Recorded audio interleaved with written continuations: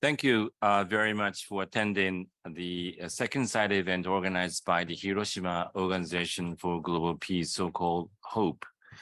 Today's title for this side event is Looking Beyond Nuclear Deterrence. As the title says, currently we're completely depend upon the deterrence occurred and also provided by the nuclear weapons. But we also have a huge questions whether it is still reliable or sustainable to look at to always rely upon the nuclear weapons in order to secure security, to have the security situation. So we are always aim for the world without the nuclear weapons. But in order to do that, we also need to find an alternative peace system, which we will not rely upon the existence of nuclear weapons. Today's panel will provide us with based on their researches, they will just help us find the solutions for the near future. So first of all, my name is Kunihiko Shimada. I'm currently serving as a principal director for Hiroshima Organization for Global Peace, so-called HOPE. And today's event, we have the wonderful the moderator and also the panelists. And also, as you see, we also have a presence of the governor of Hiroshima Prefecture. But also would like to inform you that we are very honored to have the 7 members of the Hiroshima Prefectural Assembly, including the chairperson Nakamoto, and also the head of delegation for this conference, Mr. Uda, is also present with us. So thank you very much for your very warm support to our activities of the HOPE. So now I would like to introduce the governor of Hiroshima. He's also the president of the Hiroshima Organization for Global Peace. So before opening the panel discussions, the Governor Yuzaki will give some statements, and then we'll jump into the moderated session of the panel discussion. So Governor Yuzaki. Well, thank you, Shimada-san, and good afternoon. Well, thank you very much for joining us in this side event. I know this is very competitive side event time, and thank you very much for coming to ours. I'm Yuzaki Hidehiko, the governor of Hiroshima Prefecture and the president of HOPE, as Shimada-san explained.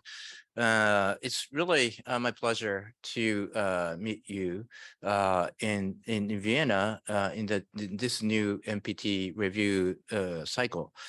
The current tough security environment is challenging nuclear disarmament and non-proliferation, of which the world has been working towards. The NPT is vital, we think, in making concrete steps towards the ultimate goal of world without nuclear weapons. This goal was globally highlighted in May when the leaders of the G7 visited Hiroshima and witnessed the devastating consequences of nuclear weapon use and its humanitarian impact. The leaders reaffirmed their commitment to the goal. The commitment was further solidified through the first standalone statement on nuclear disarmament in the G7 history, the Hiroshima Vision. A medium to long-term perspective is a crucial component to pave a path towards the goal of a world without nuclear weapons. But discussions over arms control or risk reductions looks for short-term goals. The elimination of nuclear weapons is discussed with longer-term perspectives. A medium-term perspective can bridge the gap between the short-term and long-term perspectives. In particular, the security discourse of nuclear disarmament needs medium-term goals to rethink and move beyond nuclear deterrence. The HOPE, are actively seeking to find alternative security system to nuclear deterrence. In cooperation with prominent research institutes, we attempt to envision what alternative security without reliance on nuclear deterrence would look like. It's indeed challenging, but an alternative security option is inevitably required to achieve nuclear disarmament and the final abolition of nuclear weapons. This side event will explore alternatives to nuclear deterrence with experts on nuclear disarmament, nuclear policy, and emerging technologies. As it is a tough question, any ideas from the audience would be much welcomed in the Q&A session that follows after the discussion. I hope today's fruitful discussion will bring valuable insights to nuclear disarmament discussions and contribute to foregoing ahead to the ultimate goal of the world free of nuclear weapons. So thank you very much. Thank you very much, the Governor Yuzaki of Hiroshima. And also now I acknowledge the also presence of the Governor of Nagasaki Prefecture, the Governor Oishi. So thank you very much for attending the meeting.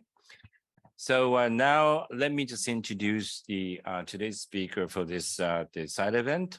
First of all, this session will be moderated by the Dr. Akiyama Nobumasa. He's a Dean of the Graduate School of International and Public Policy at Hitotsubashi University. And he's also serving as the core member of an international group of eminent persons for a world without nuclear weapons. That's the Japanese initiative started by the Prime Minister Fumio Kishida. And there are three panelists for today. The first one is a Dr. Titi Erasto. She's also senior researcher at the Weapons of Mass Destruction program at the Stockholm International Peace Research Institute, also known as a SIPRI. And the second panelist is a Dr. Andrew Futter. He's a professor of international politics at the University of Leicester. And the third one is the Dr. Stefan Herzog. He's a senior researcher at the Center for Security Studies at the ETH Zurich. So now I would like to hand over to the Dr. Akiyama for moderating the session. Thank you very much. Thank you very much, Shimada-san. Thank you very much, Governor, for convening this panel.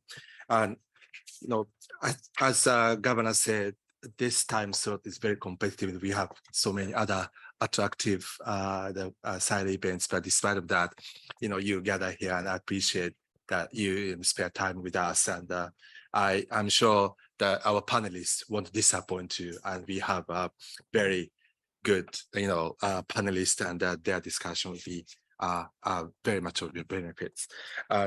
So my take about this question of looking beyond nuclear deterrence is that, first of all, we are now reaffirming, in a sense, psychologically, the importance of the role of nuclear weapons in security after we witnessed the Russian invasion into Ukraine.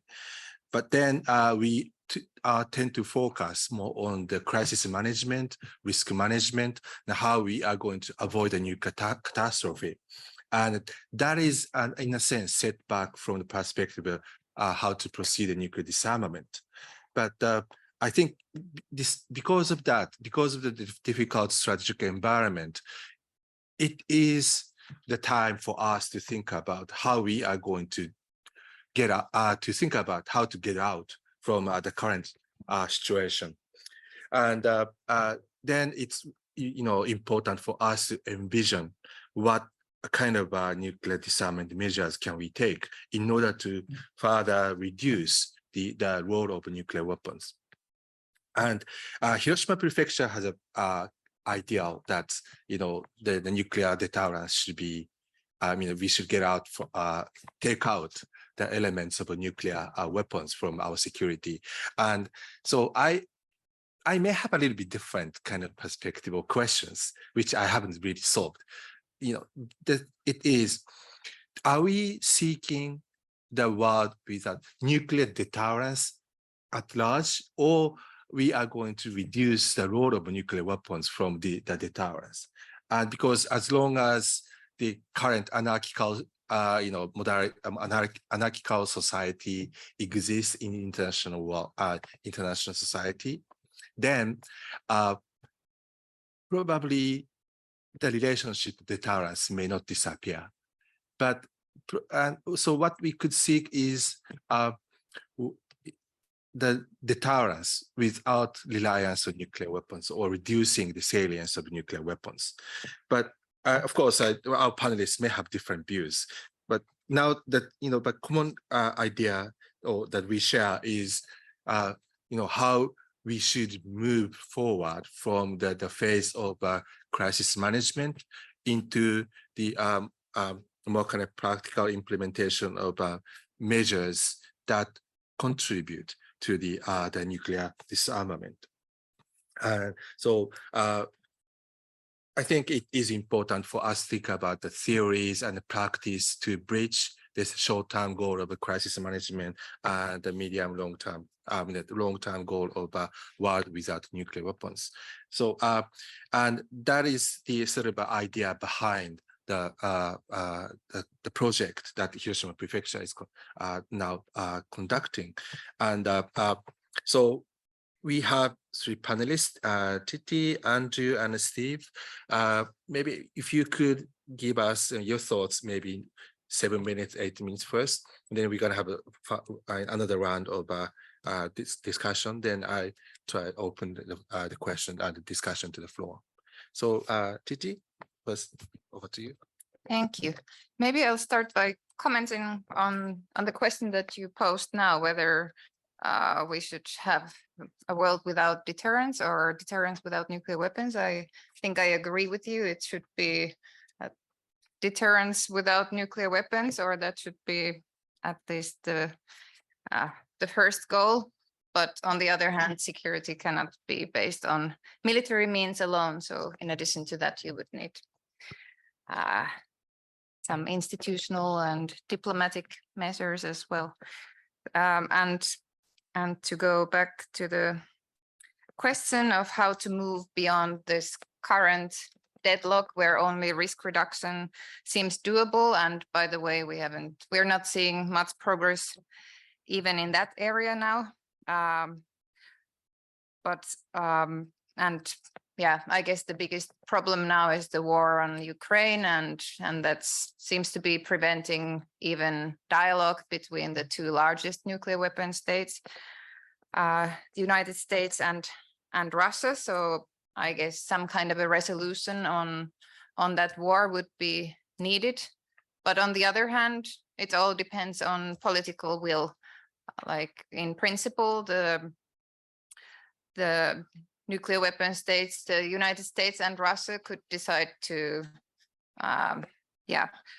set nuclear arms control aside from other issues and to compartmentalize arms control and pursue bilateral dialogues despite their tensions.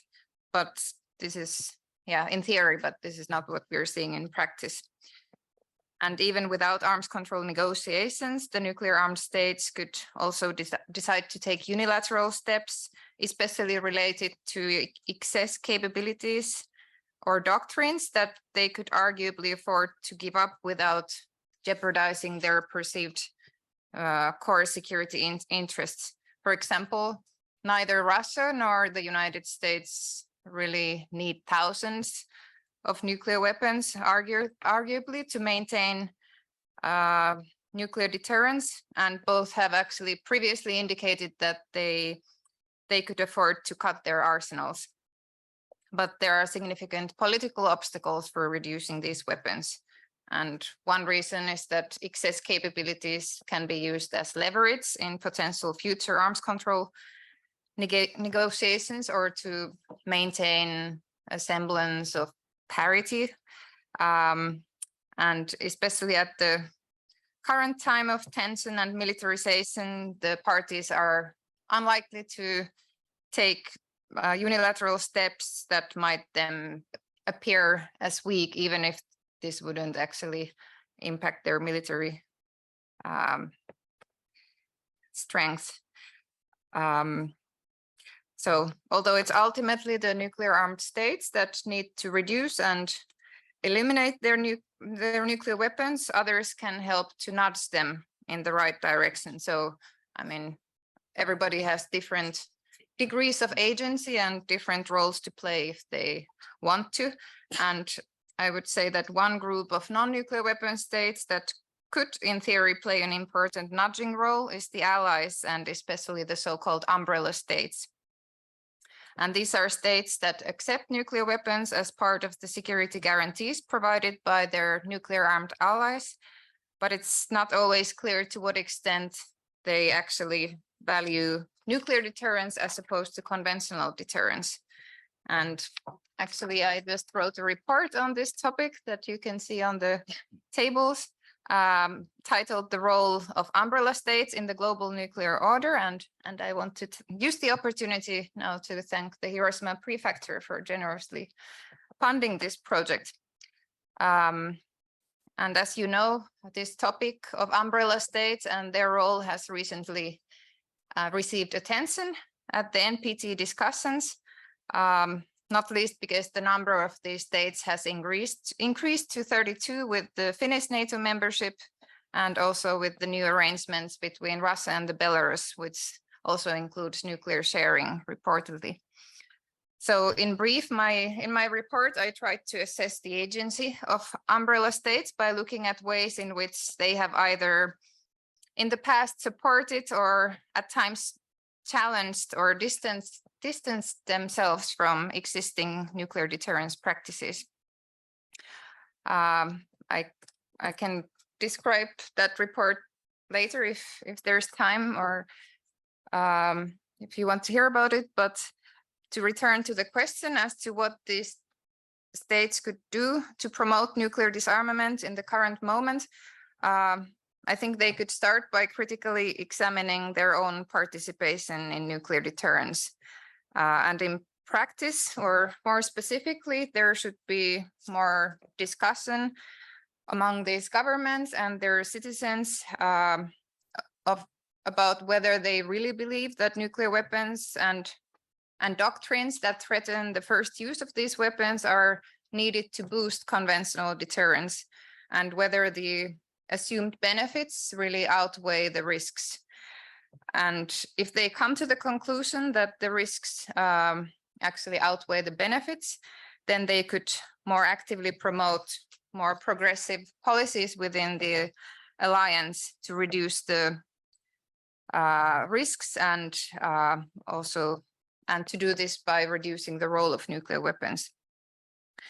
And some rather modest but still important steps that have already been taken a long time ago by some umbrella states include a principled stand against participation in military exercises simulating nuclear weapon use, or having policies or legislation in place that prevent nuclear weapons from being deployed on national territories. And apart from marking distance from deterrence policies, this can also serve as a confidence building measure. And these states could also direct efforts towards getting rid of excess capabilities like forward deployed non-strategic nuclear weapons in Europe, which have been long recognized to have very little military significance. And it's precisely for this reason that the issue has been raised many times in the past. I mean, the issue of the withdrawal of these weapons, including by some countries like Germany that host these weapons. But of course, it has become increasingly difficult to discuss these issues after the Russian war on Ukraine. But at least I guess the goal now could be to pave the way for this discussion when the political situation is more suitable. Because I don't think the war on Ukraine has made the prospect of Europeans starting or engaging in a limited nuclear war with low-yield nuclear weapons any less absurd than it was before. And this also has to do, raises some questions about credibility, like, is this really a credible threat? And related to this, umbrella states committed to reducing the role of nuclear weapons could also actively promote no first use policies, or at least raise discussion on the risks related to the so-called escalation management strategies, to which no first use policies and tactical nuclear weapons are connected. And of course, having more umbrella states that are critical of existing nuclear deterrence practices also means less legitimacy for such practices, and thus more pressure on nuclear weapon states to make progress on nuclear disarmament. And in the case of NATO, this might also have an impact in the domestic US debates on nuclear policy. And finally, the majority of non-nuclear weapon states that are not part of nuclear alliances and civil society, they play an important role in keeping up the normative pressure, in helping to maintain the nuclear taboo, and highlighting nuclear risks and the absurdity and paradoxes inherent in nuclear deterrence. And in principle, they might also help in facilitating potential dialogue among nuclear weapon states. And I think the TPNW is a key tool of such normative pressure. We have already seen how it's being used in domestic debates in different countries. And not to overstate the role of the TPNW, at least in principle, it's possible in the future that some umbrella states also join the treaty, which could demonstrate that extended nuclear deterrence doesn't necessarily need to have a nuclear component. If I still have time, I could briefly address the other question about what can we do for the next step to nuclear disarmament. And here it should be stressed that most countries in the world don't see a need for nuclear deterrence. And so logically, it shouldn't be impossible, but for the few that rely on nuclear deterrence to build security without them. And of course, these countries also, at least in principle, agree that complete nuclear disarmament should be the ultimate goal. But I also think that their belief in nuclear deterrence is so deep that it will take a big transformation to move beyond this paradigm. And this is why I think a realistic intermediate goal, especially for Russia and the United States, that now still have thousands of nuclear weapons, could be minimal nuclear deterrence, meaning that they would try to reduce their arsenals to hundreds instead of thousands. I mean, this would not eliminate nuclear risks. Neither would it overcome nuclear deterrence, but it could at least reduce the devastating effects of deterrence failure, at least to prevent the scale of global destruction and the risk of nuclear winter if things go wrong. And ultimately, if Russia and the United States would reduce their arsenals, then this could also pave the way for multilateral nuclear disarmament, because there would be more parity among all nuclear armed states. I think I'll leave it at that. Right. Thank you very much, Titi. And I think I would ask one question to each speaker after the end of the presentations, instead of making a summary. So Titi, for you, you talked about what the role of non-nuclear allies of the nuclear weapon states. So to me, the question is, how should they overcome the sense of vulnerability vis-a-vis not so friendly nuclear weapon states, particularly the neighborhood? And in particular, now it seems that some of the nuclear weapon states do not seek the stability through the strategic relationship with the other nuclear weapon states. And so in this case, or rather to me, some behavior suggested they try to exploit others' willingness to seek the stability, right? So that means they try to play the game of instability in order to expand their strategic interest. Under such a circumstances, how the the non-nuclear non-nuclear armed allies can overcome their sense of vulnerabilities if they are going to encourage their nuclear armed allies to reduce the salience of nuclear weapons. So that's the question I'm going to pose you. So please think about it, the answer while the others are making presentations. Thank you. Then now, Andrew, floor is yours. Thank you very much, Professor, and thank you for the opportunity to come and speak today. It's a real honor to share this panel with such a distinguished group of colleagues and academics and professionals. We were asked to, as a panelist, to think about two questions. So the first one was, what should we do to move beyond the current crisis management phase in global nuclear order? And I think we probably all share the view that there's not really any immediate or obvious cure-all solutions to fix our current situation. And I know it gets a bit of a bad name, but we really do need to prioritize risk management. And I don't know how well we've done that so far, particularly over the last 18 months, but also in trying to stabilize a fractured and fracturing global nuclear order. But I think there is some reason to be positive that there will likely be moments in the future where windows of opportunity for progress open up. And with that in mind, I jotted down 5 points, which I think we should perhaps think about. First and most important, the NPT, Conference on Disarmament, and other fora for international nuclear dialogue and negotiations might be imperfect, but it's difficult to see how something better would replace it. And we must work, I think, to maintain what we already have rather than necessarily seeking to replace them with what we may believe could be better. Second, continue to reinforce the nuclear taboo and norm of non-use. I think to some extent this has been done quite well in the last 18 months.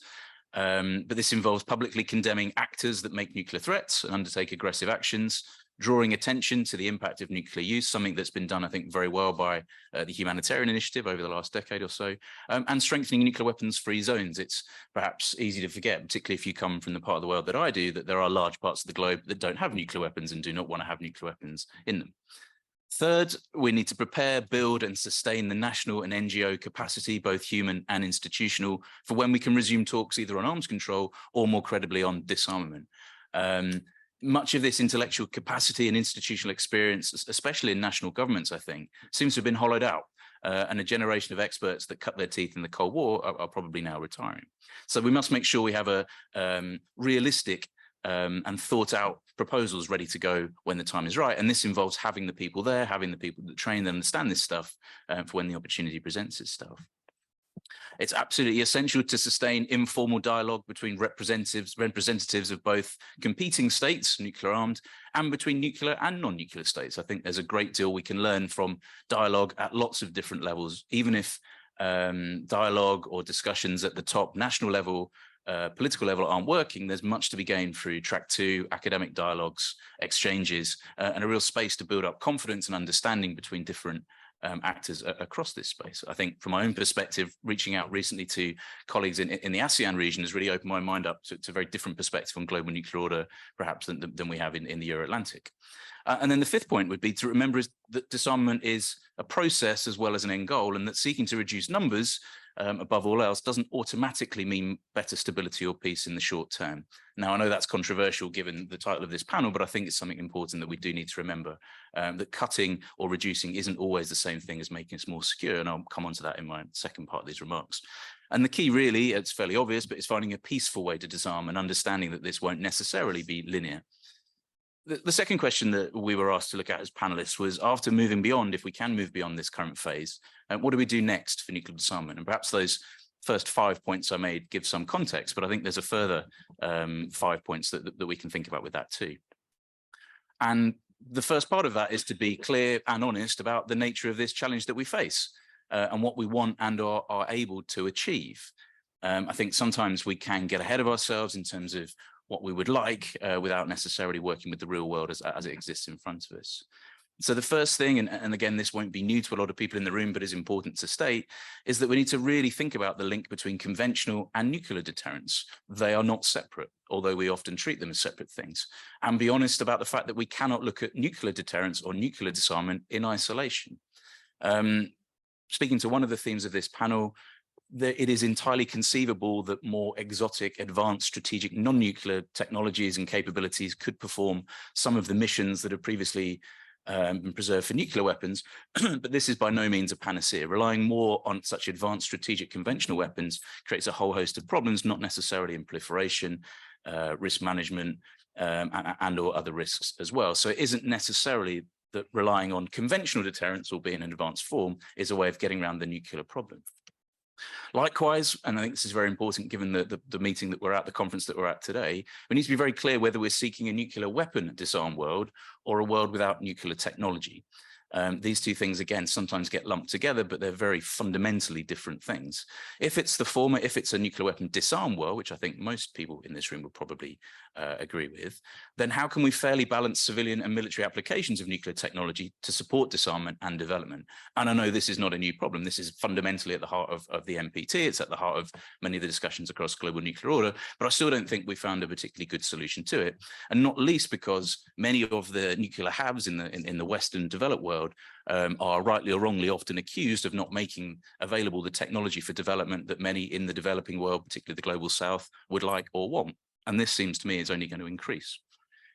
A third point, we need to be very clear and try to credibly conceptualize the principles, institutions, legal frameworks, enforcement mechanisms that a world without nuclear weapons would require. This is not easy. This could be a career's work, but it is something that we need to do. If we really believe the nuclear disarmed world is what we want and we can get to, then we need to think about what that world looks like. And that will have some good things and that will have some bad things. And that may be something that we have to accept. There needs to be a realistic picture of what this looks like and how it might be operationalized and by whom. It will, of course, mean addressing difficult questions such as how much latency are we willing to accept? We can't disinvent nuclear weapons. We cannot get around the physics that underpins this. So what are we willing to accept? How do we engage or utilize the most advanced technologies to monitor or verify this particular situation? And how important is, again, that link not just between nuclear and conventional, but between delivery vehicles and nuclear weapons? A nuclear weapon that can be delivered very quickly and at short notice is arguably something quite different from something that would take time to be launched.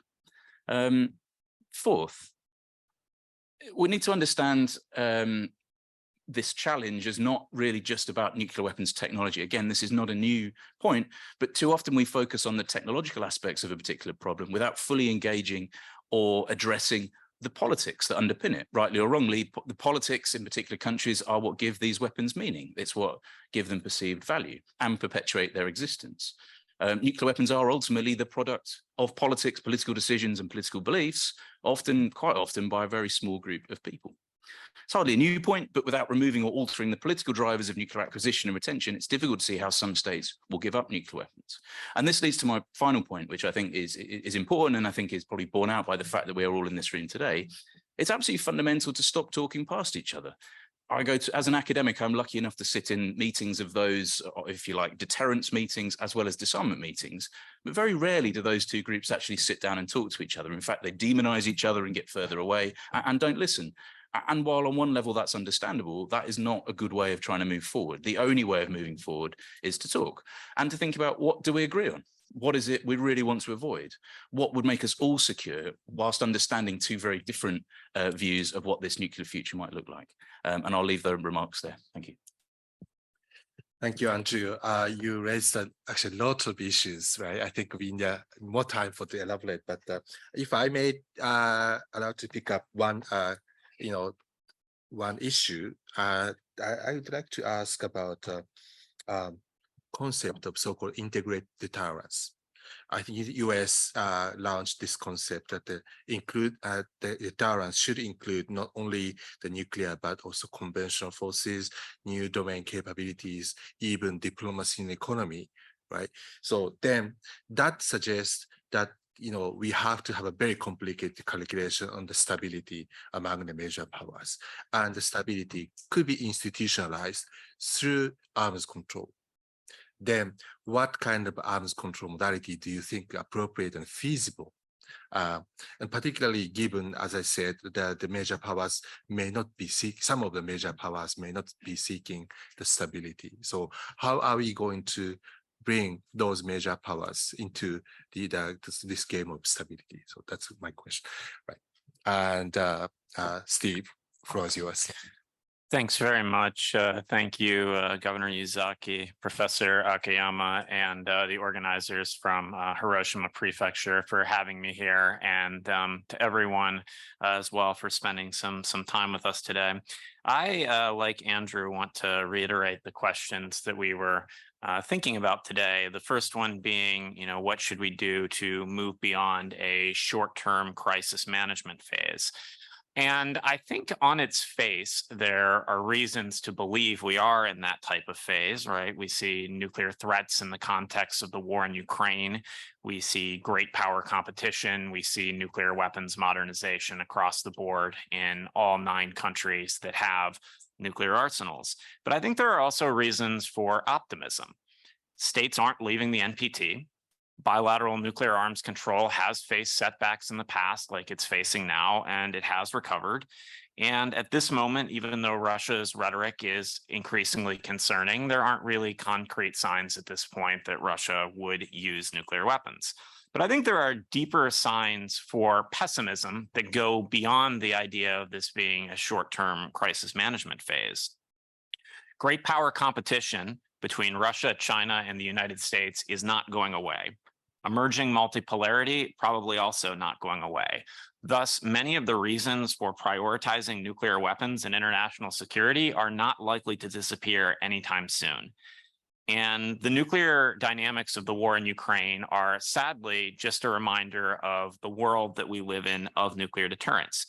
Even before the Russian war on Ukraine, scholars had cataloged nuclear threats made by great powers with weapons. And they can identify at least 100 or more clear threats with nuclear weapons, not to mention more ambiguous threats.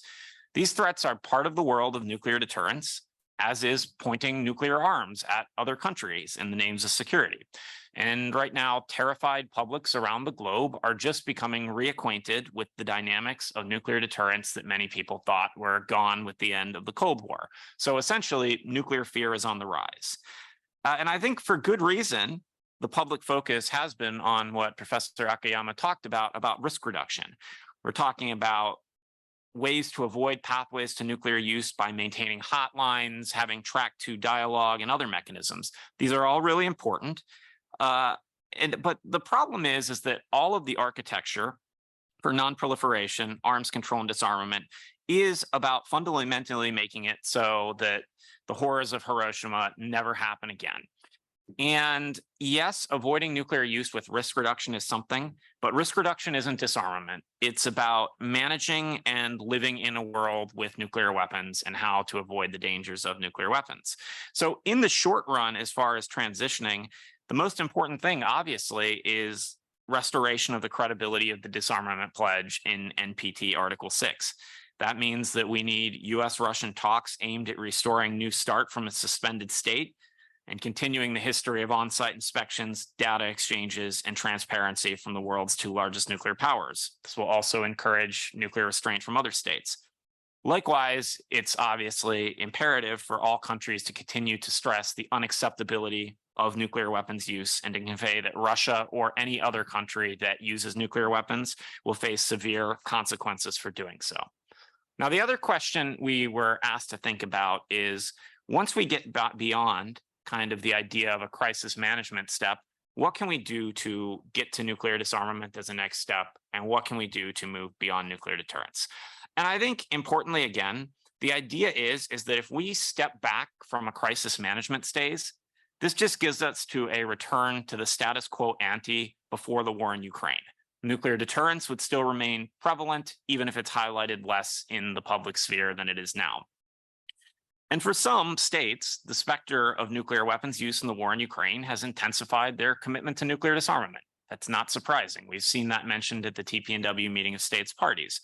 But to others, the lessons of a disarmed Ukraine without a nuclear patron being invaded by an NPT nuclear weapon state encourages them to seek nuclear protection. And I think that that is a reality that we need to grapple with when thinking about moving beyond nuclear deterrence, that there are legitimate reasons why some countries are interested in nuclear protection. And so it is, in my opinion, that nuclear deterrence has a large element of luck to it and is anything but infallible. But again, you cannot ignore that states have good reasons, many of them, for seeking nuclear protection. So things at a policy level that I think can be done is I think I'd like to see, and I think a lot of people would, more states that are in nuclear alliances attending as observers the TPNW meeting of states parties later this year. To do so would be a sign that these states understand the concerns of the state parties, and it would also give the observers a chance to emphasize that the ban must remain compatible with the NPT. Likewise, it would be useful for Russia and China to return to their observer status in the International Partnership for Nuclear Disarmament Verification, and I think they should be urged to do so.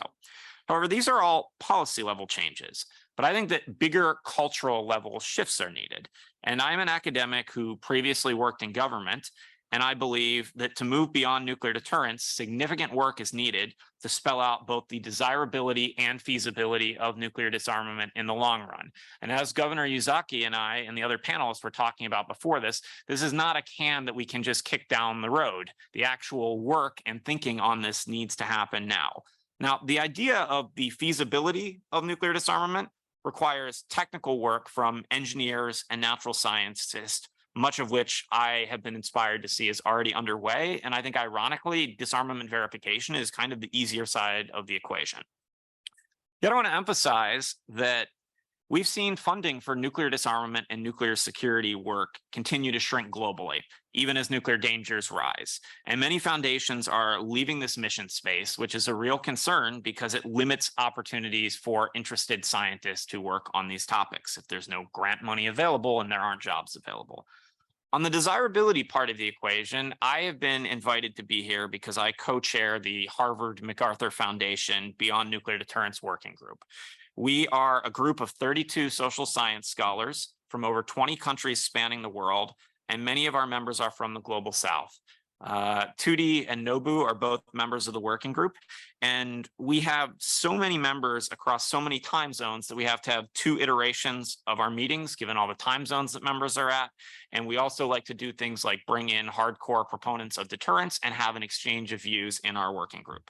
We've been meeting for a year, and with generous support from Hiroshima Prefecture, we had a conference in Hiroshima just a few months ago to get our online network together in person.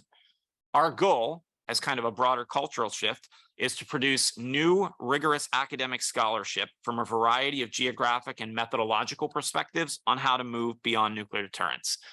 Because academic syllabi in classrooms all around the world, usually on nuclear weapons, international security, or even international relations in general, often spend a lot of time talking about nuclear deterrence.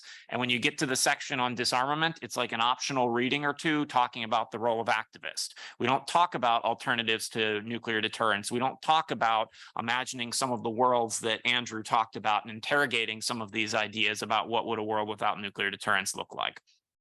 And we forget that only a minority of the world's states rely on nuclear weapons through deterrence or extended deterrence. And even among these states, non-nuclear solutions to disputes are almost universally preferred. So in our working group, we're looking at mechanisms to shift public opinion, mechanisms for thinking about how to expand nuclear weapons-free zones, imagining alternative worlds. What will the intersection of climate change issues in the future and nuclear disarmament look like? How can third parties use open source intelligence to potentially have additional verification of treaties in the future? Now, we want to better understand how we would get to a world beyond nuclear deterrence, what the world would look like, and what are the possible alternative security arrangements. And we're intending for our group's work to make it into top journals, book collections, and academic courses around the world. And that is our broader understanding of long-term policy relevance that's needed as far as thinking on this issue. And that's all I have, but I would be very happy either in the Q&A here or after to discuss the work of our working group and what we're doing. Thanks very much. Thank you, Steve. Actually, also an university professor, I feel the same sense about the needs for the improvement of the education and nuclear issues. And nowadays we mostly focus on the nuclear deterrence in the context of the realism. But now, as we experience a lot of intensive discourse on the war on Ukraine, right? How much this realism could provide a solution to the conflict resolutions, right? They could explain what it is, but they seem to be failing to provide what we should do and what we can do to bring the peace. And so I'm wondering, how we are going to improve that education. And of course, the realism and constructivism are kind of two mainstreams when talk about the nuclear issues. And it seems that also kind of symbolizes the divide on the nuclear the discourse as well.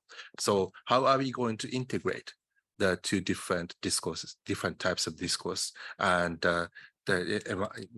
into sharing the kind of the goal of a much safer world and with less reliance on nuclear weapons? Thank you.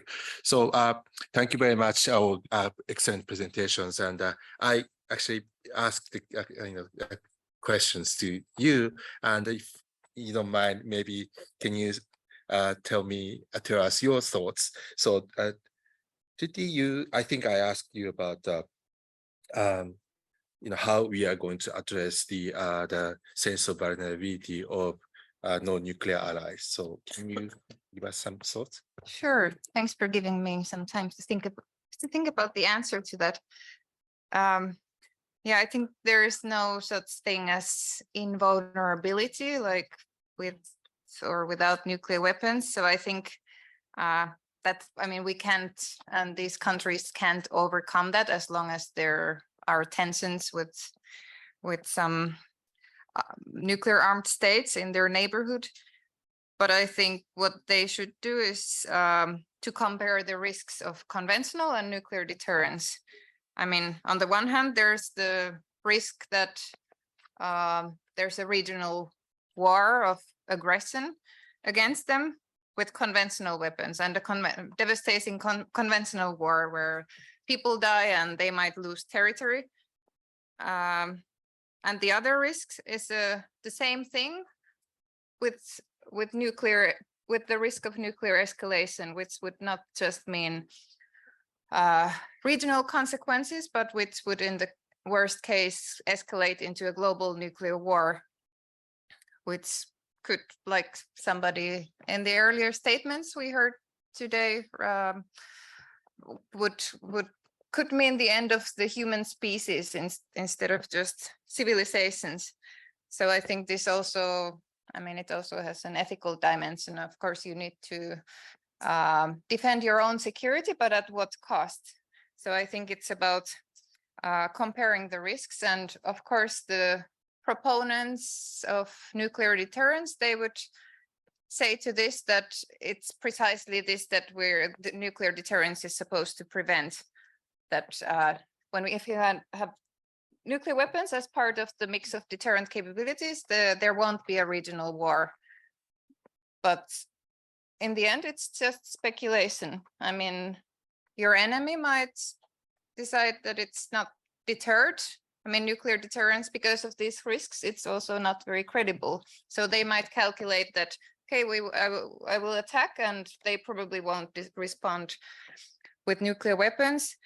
So deterrence might fail because some leaders might be willing to take risks, and there, as you know, nuclear war could also start by accident between countries that have these capabilities, especially when there's a danger of misperception. For example, the new airplanes that we are getting in Europe, for example, you don't really know if they are carrying nuclear weapons or not. So I think, there's no way to overcome the vulnerability, but what the allies should think more about is at what price. Plus, I think all countries are not in the same situation, because if you have relatively strong conventional deterrence capabilities like in Japan, South Korea, and the NATO countries, then I think you have less reason to keep the nuclear deterrence as part of the mix of capabilities. Thank you very much. Yes, I'm thinking about the game between major powers about who is going to get the dominance in escalation control. And if we are going to have a credible deterrence in this the game of dominance of escalation control, particularly at the regional level, maybe the conventional deterrence may be more credible than the nuclear deterrence. But in the meantime, I think the risk of a nuclear escalation may be a kind of the game changer in a sense. So they are try to kind of overthrow everything about fine calculation or escalation control, and at the same time, countries may try to exploit our expectation and the dominance, or a game over escalation control by, kind of bringing in a kind of wild card, a nuclear weapon as a wild card, and exploiting the ambiguity in order to regain the escalation dominance. But maybe I just stop here, and if you have any, or maybe I leave it. Yeah, I guess it's hard to influence your allies if they want to use that card, but it's more about whether you want to use that card yourself, or how do you think, if, for example, okay, China has a no first use policy, but if they would use a limited nuclear strike, would you think that it's necessary to do a second strike, and where would that end? I mean, Sure, maybe it's sure. more realistic to, yeah, Right. I'll end. So yeah, it's like a chicken game, Yeah. though. And Andrew, I think I asked about the stability and including various different elements. So Thank you. Thanks for the question. So 3 points. So the first, this concept of integrated deterrence, it's a newish, it's a concept that seems to be being used a lot at the moment, but it's not a new kind of phenomenon, right? I mean, deterrence has always been integrated. The ABM treaty was about thinking about offense and defense against nuclear and potentially conventional interceptors. Much of the arms control during the 1980s would only been possible with the Conventional Forces Europe Treaty. There's loads of examples. So I think there's always been an integration, and it's also, I think, would be wrong to assume that the idea of trying to utilize all different mechanisms of state power for deterrence is something new. I think that's always been there in very many different ways. What perhaps has changed, and actually I will say that integrated deterrence features quite prominently in the United States debate, but not so much in the UK. In the recent UK documents, that the integrated review refresh, the new defense command paper, they don't talk about integrated deterrence because they have a slightly different understanding of how nuclear weapons fit within that picture, but that's perhaps something to go into. Where I think things have changed is the technological transformation, and I allude to some of the remarks I made earlier, is creating the potential to carry out missions previously reserved for nuclear forces with kinetic, non-nuclear, sometimes exotic systems as well. So precision strike missiles would be a very obvious example of this, that are getting increasingly accurate, longer range, quick. Missile defense is getting better. The whole gamut of things that fall under the cyber moniker, the whole host of things that come with this.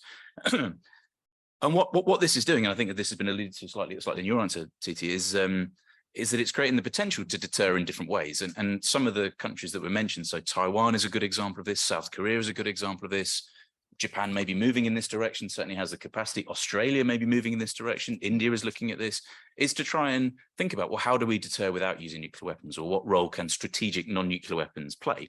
And I think the really interesting examples there are Japan and South Korea, because you could argue that the reason that those two countries have been able to move down this path is exactly because of the US extended deterrence guarantee. Now, there's a whole debate about that, as we had over lunch, but that is one way of looking at this particular problem, is that the technology is transforming this space in terms of what you can do, and the integrated deterrence is actually now putting more emphasis on the conventional rather than the nuclear side.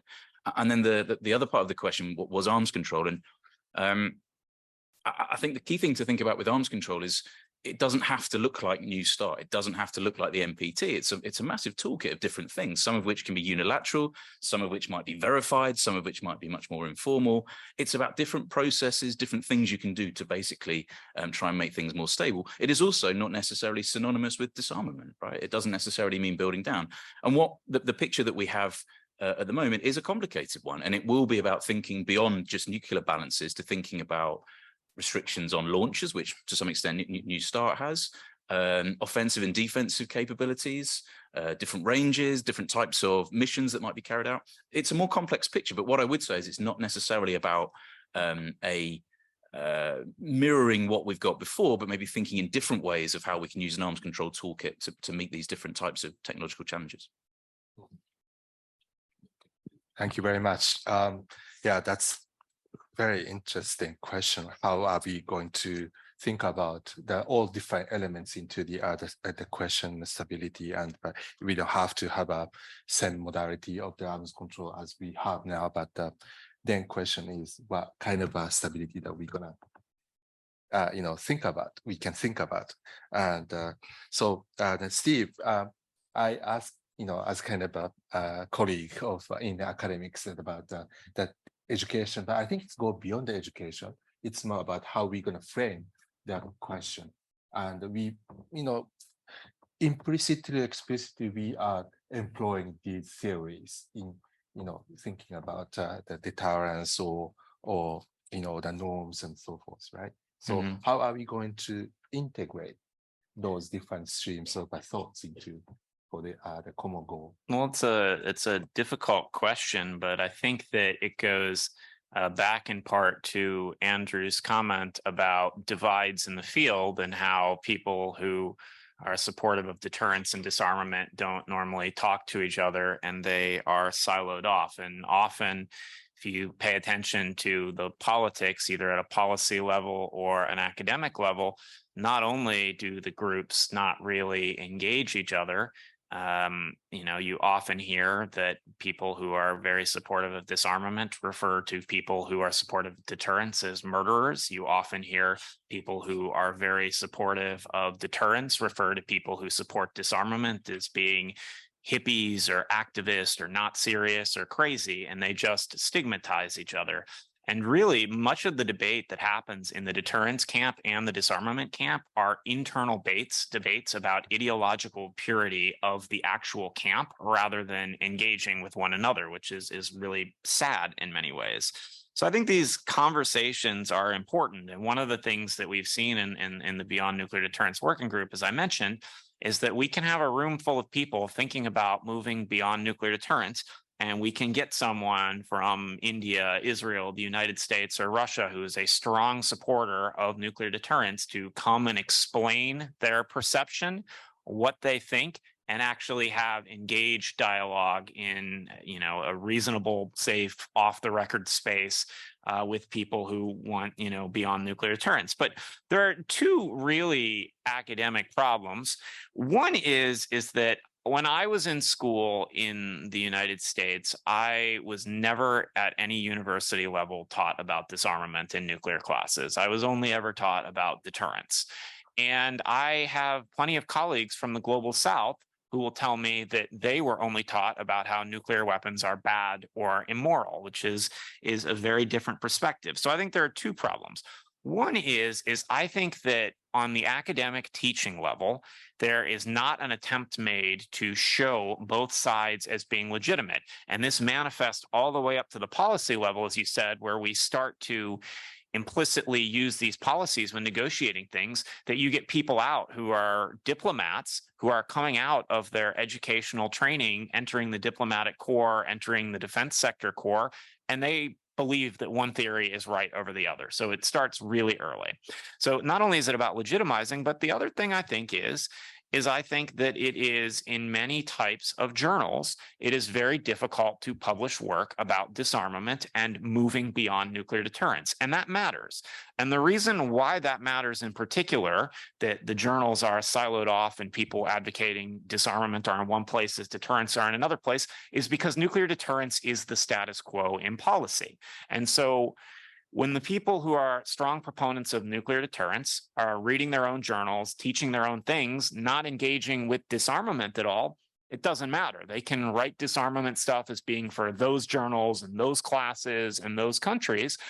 But what we're hoping to do in our working group is, as I said, by using rigorous methods and interrogating some of these questions, is we want to get some of these types of articles into the journals that people who are strong proponents of deterrence read. Put it in the pages, legitimize the study of nuclear disarmament and the reading and teaching of nuclear disarmament in places that we haven't seen it before.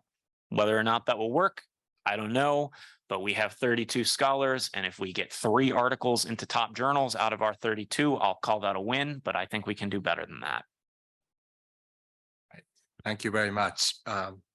I'm very much encouraged, and I feel like obsessed that I also have to produce some papers as well. Right. So now let me open the discussion to the floor, and if you have any questions or comments or complaints about my moderation, please raise your hand. Yes.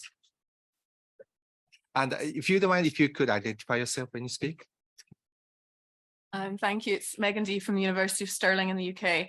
I really loved these talks. I think they were really interesting. I think that this idea of moving beyond deterrence is essential, and the discussion needs to start now, as Stephen made the point. I guess I had a question with regards to how you see moving beyond deterrence when status is so important for the nuclear weapon states. I feel like status quite often just gets overlooked, but these states have nuclear weapons not just for the material force and the deterrence that they create, but for the status that they generate. How do you move past that? I'd be really interested to hear the panelists' comments on that. Thank you. Thank you very much. Anyone would like to respond? Yeah. So my comment about status is that it goes both ways. There are, I just said status, that's very British. I say status, but fair enough. But my comment is that status goes both ways. The question is what status has North Korea gained from developing nuclear weapons? Has North Korea gained a seat on the UN Security Council, been well recognized? No. What, people's fears that Iran may be developing nuclear weapons, what has that done? And if you, for example, talk to Brazilian decision makers and you say, your country held out on the NPT for 30 years, like what changed? A lot of them will tell you that for a long time, it was about resisting hegemony and an imposed treaty. And then in the 90s, when we saw incidents with Iraq, we saw incidents with North Korea, the perception of nuclear weapons as status enhancing changed. And actually then joining the NPT as a non-nuclear weapon state became quite beneficial.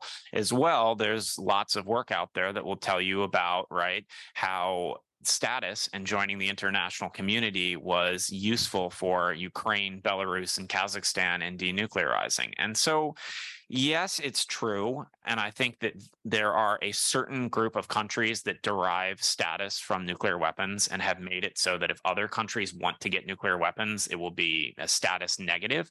And so I think in the long run, that has to change perceptions of whether or not nuclear weapons bring status. And I don't have the easy answer to it. The TPNW campaigners will tell you they're engaged in a long-term campaign to stigmatize the bomb and all of these other ideas. And so, maybe that's the way to do it. I just want to make the comment, though, that if obtaining nuclear weapons were a universal good and symbol of status, I think we would probably see more states doing it. Right, but let me challenge your the points that if North Korea wouldn't possess nuclear weapons, and then is Kim Jong-un able to talk with Trump directly? And that's kind of an informal political status that maybe North Korea has gained through nuclear weapons. And so the challenge for us, again, is how we are going to delegitimize nuclear weapons while we need to address the non-proliferation questions. I agree with you. I'll take the point there. I think that there are some ways in which nuclear weapons have been enhancing for North Korean status and other ways that they've been awful for North Korean status in the international system. I don't have the answer to the question, but maybe one of my 2 fellow panelists here do. I'll just jump in on the question. You're probably familiar with Nick Ritchie's work on devaluing stuff. So he's worked a lot on this, and a bigger group around him thinking about stigmatizing, devaluing, thinking differently about weapons.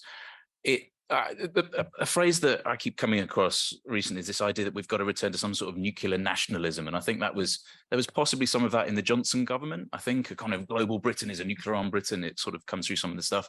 You see it in many other states as well. And it is something that's important. And there is a link. I think it's true in Russia, quite clearly. I think it's true possibly in India to a lesser public extent, but I think it's important to the Modi government and it's important to others. But I think doubling down on Stephen's point, if it was that good, or if it gave you that much prestige, you would see others wanting to do the same thing. And actually what we're increasingly seeing is other leaders across the globe that use other levers to achieve prestige. Brazil, Indonesia, South Africa, many other leaders in other fora, particularly including where we are today. But we can't really get around the fact that the kind of setup of the international community around the so-called P5 nuclear armed states and the permanent members of the Security Council is problematic. And so it draws this kind of idea that there's a link there already, despite the fact the Security Council comes before nuclear weapons, that somehow the two are together. And I think breaking that link between P5 permanent representatives and nuclear weapons is probably a way around that as well. I also think that one thing I'll say from the UK, and you comment on this as well, is that actually I think the official belief that nuclear weapons give the UK status is increasingly far away from the kind of public belief in it. I think that's narrowing. It's a generational thing. That may be a discussion to have afterwards, but that's some thoughts on that. Sorry, and also let me add one kind of hypothetical situation. If one of these legitimate 5 nuclear weapon states, if one of them is going to give up nuclear weapons, do you think that that we this country remain as kind of a how do you call it, they can maintain status in the international politics? I think the simple cop-out question is it depends who it is and how important that state is for a lot of other reasons, to be brutally honest. If it's a state that's already on the periphery, then it's problematic. If it's a state that's incredibly important, maybe less so. So anybody in the crowd? Thank you, Nobu. Hi, Daniel Barbary from Canada. I work on non-proliferation issues in Ottawa. A really interesting discussion, and I think one I really took away. I think this idea of disarmament education being part of deterrence. I think a lot of very much, Andrew, your point about people talking past each other and sometimes not willing to engage on ideas. I think there can be a good faith engagement where certain people can come to the view that a belief in nuclear deterrence, but understand the disarmament arguments better. I think, certainly from the Canadian position, and Titi, you talked about what umbrella states can do. Canada is, of course, part of NATO. I think we're very clear in our national policy that our ultimate aim is a world without nuclear weapons. That being said, we are also part of NATO and understand that nuclear deterrence is part, as you've heard in the plenary session, about deterring aggression. I thought another very interesting point was the element of addressing the political drivers for nuclear weapons and the countries that seek nuclear protection. Maybe if I can say from a Canadian standpoint, it has been pointed out many times, and we recognize this, Canada lives in a very privileged position. We're on a continent with the United States. We're not on the border with Russia. So even, you talk about umbrella states, but all the different states in NATO, for example, and then you can talk about Australia, Japan, and South Korea, all have very different perspectives, political drivers. So I'd be interested if you could maybe untangle a little more how you would address those different drivers. And maybe the last question I would ask is about the argument about perhaps rationality versus irrationality, and the idea that when we talk about deterrence and disarmament, I think, and again, Andrew and Stephen both touched on this point, is that the discussion is needed, but sometimes people can hold irrational positions, and I would argue on both sides, and how you can kind of crack that. And I think ultimately the paradox of nuclear weapons, or the puzzle with it, is very much agree, Andrew, that you would need a conception of a world without nuclear weapons. But ultimately, everyone would have to agree with that, or all states would have to agree with that, or you would have to have confidence that states would agree with it, and then successors to the presidencies or leadership of those states would agree to that. So I think that's the real pickle. It's obviously an incredibly difficult situation, but I'd be interested in all your thoughts on how to maybe move forward or untangle some of those tricky issues. Thank you.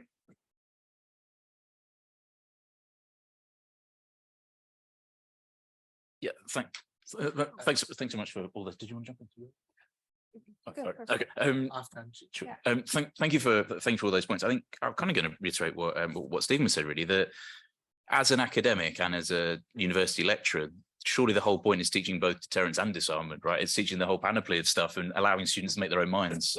You may not agree with them, but that's the whole point of education, having a debate about it. And that seems to me, we are really stuck in this. And one of the things I noticed, and this was again from a conversation earlier, is there's very much a deterrence focus in the United States. That's where funding goes, I think, to some extent, or PhD funding, that sort of thing. In the UK, it's quite different. And even across Europe, it's much more critical, much more along the lines of what we talked before. And it's actually quite difficult to get funding for nuclear deterrence things, but whether you think that's good or bad. So I think that's the first point. The way we teach these things has to be balanced. I can't see any point in doing it any other way. And I just think it's about getting people in a room. It's about trying to understand that people can have different positions, different understandings, different beliefs, and that doesn't make them evil or terrible. And this is kind of this demonizing of either side is just not helpful. I'm not saying that immediately produces solutions to anything, but surely it's better than not trying to do it. And maybe that's just all of us, people coming together with different views and just accepting that sometimes that's the case. And how do we work around this? What can we do in the short term to do it? But just to reiterate the point that I made earlier to your question, we do need to think about what that world looks like, and the answer, the disarmed world looks like, and there will be bad bits to that world as well, right? There's the age-old thing of, does it make it safer conventional war? Hence the point about delinking nuclear conventional, all of that. And we need to be honest about that. This is what the world probably looks like if we try and get there. Yeah, it's a whole host of problems of getting in the first place, but be honest about that, I think. Sorry. Yeah, thanks for raising the bringing in the Canadian perspective. I guess I was generalizing a bit and talking about Europeans as NATO, but actually, like you said, Canada is in a privileged position, which could actually make your country an ideal candidate for promoting more progressive policies within the alliance. And now I'm thinking, yeah, maybe there could be a Nordic bloc within the alliance, like a northern bloc in the alliance, including Nordic countries with also some tradition of supporting disarmament that could somehow come together on these issues, because I guess Canada would be least affected, or it would, if there would be a discussion on changing the deterrence policies a bit, reducing reliance on nuclear weapons, because you're not neighboring, you're not as threatened by Russia as the rest of the allies. So yeah, I guess that's the idea that your comment inspired in me. Do you have? I'll be quick.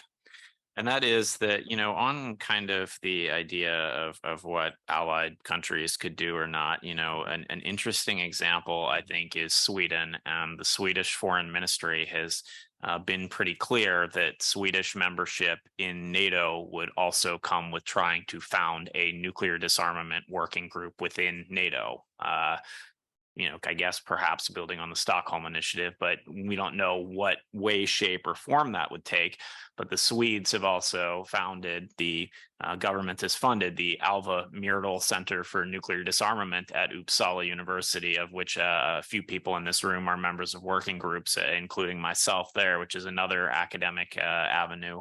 And my understanding is regardless of how things go in the future, becoming an umbrella state, et cetera, that will continue to have a nuclear disarmament related academic center in Sweden. And on the question of rationality versus irrationality and other things. I think my only point to build on what Andrew says is just that if things are not taught in the classroom, if readings are not assigned, and if readings don't exist, there's a problem of balance. And I think that in almost all academic context, some of those things are problematic, that the material either doesn't exist in the language or isn't assigned, or it just isn't taught in general in the classroom. And I think that that is the problem. You know, people can have rational, irrational positions, but if we legitimize certain positions over others and don't make things acceptable to even be part of the debate and don't provide evidence to contradict or support other things, then where does it get us? And I think it gets us to exactly where we are now. Just a very quick two finger on that. I think, and this is where Stephen's working group is so important, is and get voices that are not in English, not from the US, not from the Euro-Atlantic, to have that on reading lists, right? Have expose people to different ideas from different experiences from different parts of the world is something that this subject is still overtly a very Western developed world, Euro-Atlantic, some certain institutions in the United States debate, and that needs to change. Thank you. And on the point of rationality, I think that is the reason why I think Governor and the Hiroshima Prefecture is trying to promote this project as well. And I think that we believe that the norms or morality is a part of the disarmament, which consists an important part of it, but at the same time, without more rational analysis of the security and without establishment of the theory that confirms that in the reliance or salience of nuclear weapon would not be an essential, then it's very difficult to convince those who are currently rely on nuclear weapons in their security that disarmament is really serving their interests. So I think in that respect, I think Hiroshima Prefecture initiative is important, even though I have to say I'm a little bit kind of not so much convinced, and I by myself cannot find the theory of such a security without completely without relying on nuclear weapons. But I think this is my idea, our ideal, that we try to find any solutions that probably convince us not relying on nuclear weapons.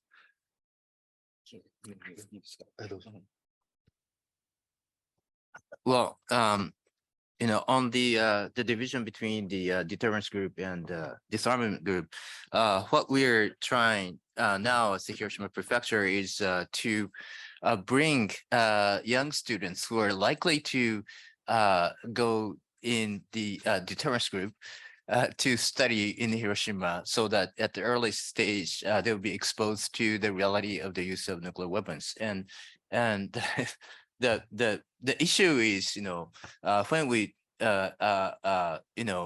do this, because of the name of Hiroshima, and also the program's name is Hiroshima Icon Academy.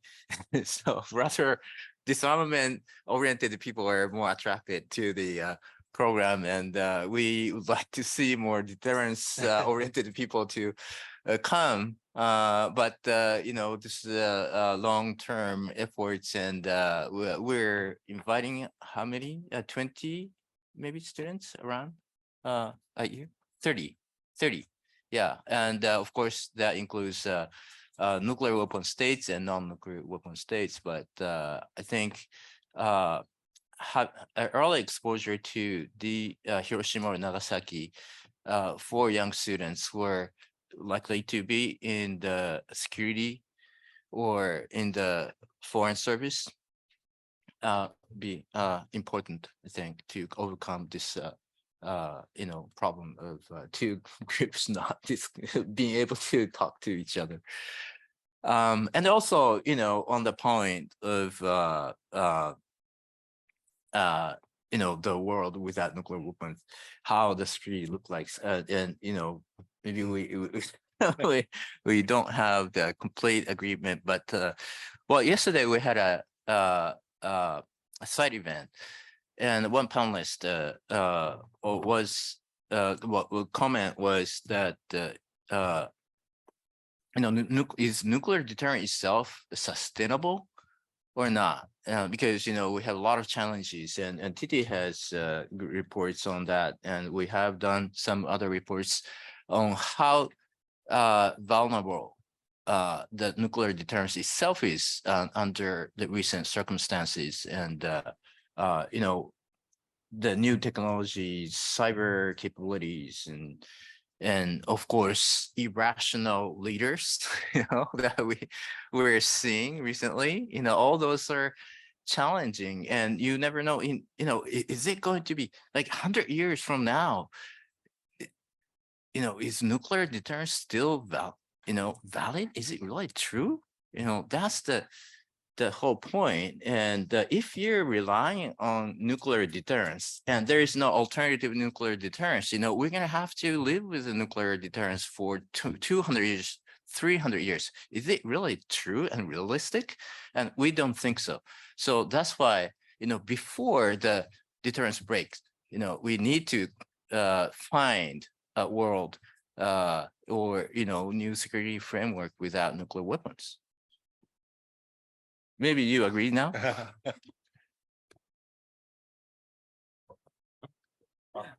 Hi, good afternoon.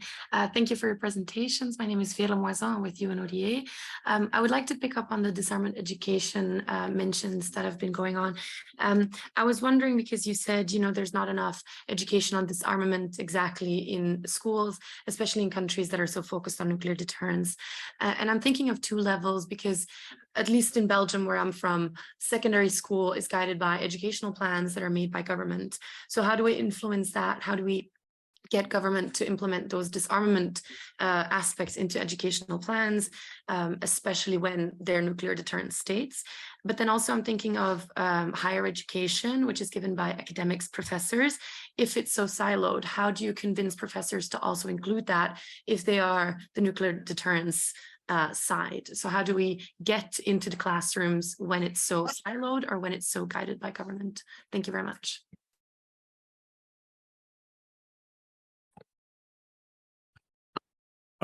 Thanks very much for the question. I want to answer that. And I just want to also make a quick comment on something that Governor Izaki said a second ago about nuclear deterrence lasting for 100 years or, you know, more. And that is, most of the classic works that are often quoted and cited on nuclear deterrence were written in, you know, about a 10, 15, 20-year time span after Hiroshima and Nagasaki. And they haven't really changed all that much, and the concepts haven't evolved. And a lot of the concepts, right, are predicated upon two-actor games, the United States and the Soviet Union during the Cold War, who think possibly some of the actors now that have nuclear weapons possibly think differently. And we've seen, for example, with Chinese declaratory policy, Indian, Pakistani declaratory policy, they may think differently than some of those classic works. And also we're now dealing with, right, a spate of emerging technologies, whether it's cyber, artificial intelligence, machine learning, that may compress decision-making and time. So I think this intersection makes it, you know, dubious and questionable to think that that lasts forever. But on the question of disarmament education, I think it's a tough one, the idea of incorporating it into secondary school when governments are you know, running the show and setting the curricular plans, because that implies there needs to be some acceptance of alternative perspectives and that to be offered. In fact, I find it rare personally when I meet students in higher education who have ever had any secondary education on nuclear weapons to start off with in general. So I'm not sure where it starts and where to begin, but the idea of getting governments to incorporate it into curricular plans, I think, needs to be part of a long-term plan as far as mainstreaming and normalizing alternatives to nuclear deterrence. And so there's no easy answer to that. On the idea of higher education, where professors set syllabi at universities, and this is the point that I've been trying to make, professors who are of certain ideological persuasions or methodological persuasions and may be part of the division that we've been talking about tend to just write off the journals and the works there. My view is that if nuclear deterrence is the status quo and you think that getting beyond nuclear deterrence is interesting, you need to start putting rigorous pieces of well-done scholarship right in the backyard of people who are proponents of nuclear deterrence in the journals they read on the same pages. So it's frankly unavoidable. Thanks so much for the question. So a couple of things that I think are worth doing. So I teach a module called The Politics of Nuclear Weapons, and that includes both disarmament and deterrence.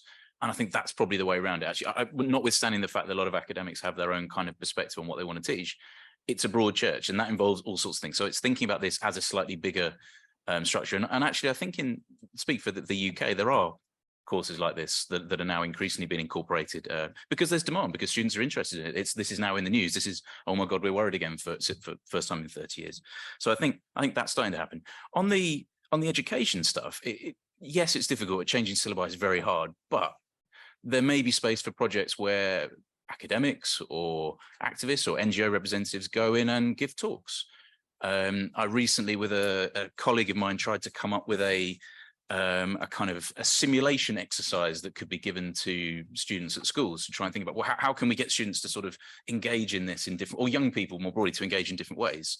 And that links to another thing as well, that in the past, when disarmament in particular was very powerful and vogue, it was all over popular culture. There was so much of this stuff in films, on the TV, in a lot of different forums. We kind of lost that a little bit. And that is an avenue to engage people. It's thinking about how you engage young people in those different things. And forgive me if I may just go back to Governor Yusaki's point as well. So the one other possibility in the future is that we somehow get to a world of no nuclear weapons because other technologies have made them redundant or too vulnerable, or their value not increasing. So it may be that, take the UK for example, anti-submarine warfare becomes so good that actually having 4 submarines becomes very, very difficult to secure, and that actually it makes no sense to keep it. So it is at least conceivable that you have a technologically transformed world, nuclear disarm world, rather than a moral, economic, political, whatever else. Getting there is complicated. There'll be problems when you get there, but that is at least one future possibility that we could look at. And this is a world of, perhaps lots of precision weapons, lots of all the high-tech cyber, AI, machine learning, all of these, the buzzword type stuff. That is one possible future that gets around this, because of exactly the point you made, that nuclear deterrence with the current systems that are deployed is not sustainable in the long run. Thank you. Also, I would like to add one point. When I was kind of planning my class, I kind of pay attention to 2 things. Maybe I try to give a chance to students on to learn about sense making, right? So we've got so much information, but I think we have so many different values. But the question is, what would be the appropriate, maybe for them, for the world, for the society, or individuals. And so maybe I don't want to pose any specific values to them, but at the same time, that I would like to provide an opportunity for them to learn how they are going to put together all information that make them sense. The second thing is about theory and the logics, how they construct the stories or ideas into one cohesive kind of a picture. And so the sense making and the logic behind the logic for construction of the arguments, I think 2 things that I think we need to develop. But at the same time, as Steve mentioned, I think we miss the how do you call it, theories of disarmament compared to the logic of deterrence. So that's why I think we need more kind of work on the developing theories and the logics of disarmament as well.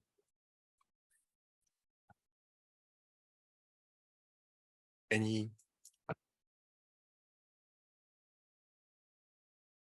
Yeah, time is quite short, and whether we also got some kind of couple questions online.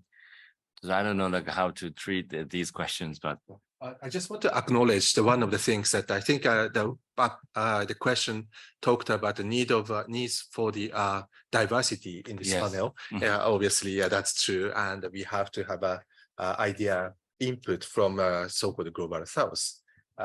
Right, absolutely, this is important thing. Thank you very much for your comments, and also, but I think we have to close the session. I now, guess, right? yeah, no, Yeah. yes, but yeah. So now then let me thank all panelists for variable discussion, and that was very interesting, and I really learned a lot from you guys, and I hope the people in that room as well. So now maybe I would like to ask Shimada-san to conclude. Thank you, Professor Akiyama, for wonderful moderation. Also, thank you very much for all three panelists to sharing your views and also try to clarify the point, especially like on the deterrence issue. Before we close, I mean, we have some announcements to make from the Hiroshima Organization for Global Peace, because there is an activities we are engaged in, and this is the third year of the activities. So let me introduce our peace ambassador from the youth. I'm a youth ambassador of the Hope, Ms. Yuumi Sato, to announce our campaign, Cranes for Future, please. Thank you for my introduction. And hello, my name is Yuumi Sato, and I'm one of the youth ambassador of Hope for the nuclear-free, weapon-free, and sustainable future. And thank you very much for such a fascinating academic discussion. I've learned a lot about the importance of considering the significance of nuclear deterrence in this complicated international relations. And today, as a Hope Youth Ambassador, I would like to introduce our summer social media campaign and invite you all to join us from this August 4th to 9th. It's called Cranes for Our Future, and it was this paper crane, a symbol of peace with the story of a girl, Sadako Sasaki. Many of you might know it already, but Sadako was 2 years old when she was exposed to the atomic bombing of Hiroshima. And only 10 years later, she developed leukemia and passed away. She folded more than 1,000 cranes wishing for her health to get better. And although her wish was not granted, we keep the memory of her and our wish for peace with folding these paper cranes. So how to take part in the Cranes for Our Future campaign is simple. You take a picture of a paper crane or cranes, then with your message for peace, post a picture or video on social media with the hashtag Cranes for Our Future. Please also share your work that you do for peace and nuclear disarmament as well, so that people will see those works of peace builders and be encouraged on the occasions of these sad anniversaries of Hiroshima and Nagasaki. So let us send the world message of hope, not to give up the progress toward a world free of nuclear weapons. Thank you very much for your attention. And we look forward to your lovely posts online with the hashtag Cranes for Our Future. Thank you for listening. Thank you, Yuumi, for introducing our campaign, Cranes for a Future. And again, let me express my sincere gratitude for those who presented at this session. And this brings us to the end of this side event. So thank you very much for all to participate in this, and also for active questions and answers. So thank you very much. And we look forward to working with you very closely in your futures as well. So thank you. Have a great day.